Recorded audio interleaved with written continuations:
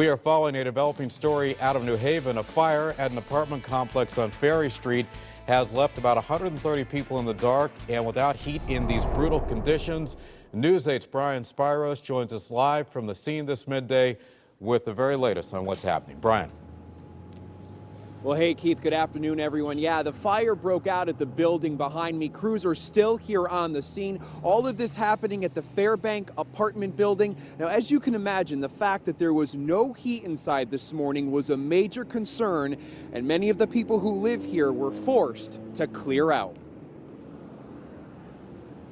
Around 2:30 this morning, the fire alarm went off inside the Fairbank Apartments in New Haven, knocking out electricity, but more importantly, the heat on one of the coldest days we've seen in quite a while. We have 10-degree weather, as you can very well feel, and we want to make sure that, safety for us is first and foremost. Investigators say the fire broke out in a second-floor electric room. Sprinklers put out the flames, but that in turn caused more problems. One of the issues we have right now is actually the elevator doors are closed. So we have a heater unit in there and we're defrosting the elevator doors. Residents were told to stay in their apartments while emergency crews were on the scene. There's no heat, they're cold, they weren't brought any blankets. This woman has two family members who live in these apartments. She asked we not reveal her identity. She says the building has had numerous issues that need to be addressed. In less than a month, there's been 4 fires for one reason or another. And just the safety of it, they can't get out.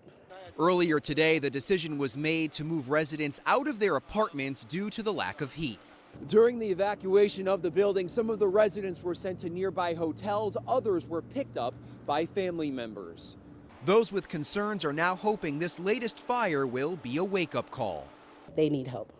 They need help because the building is really run down. And the management isn't doing anything to really benefit the tenants. Now again, crews still here on the scene working to get the electricity and of course the heat back up and running. Once they do that, residents should be allowed to go back inside their homes. Now as for the cause of the fire, we're told that remains under investigation. That is the very latest. We are reporting live from New Haven this noon. Brian Spiros, News 8.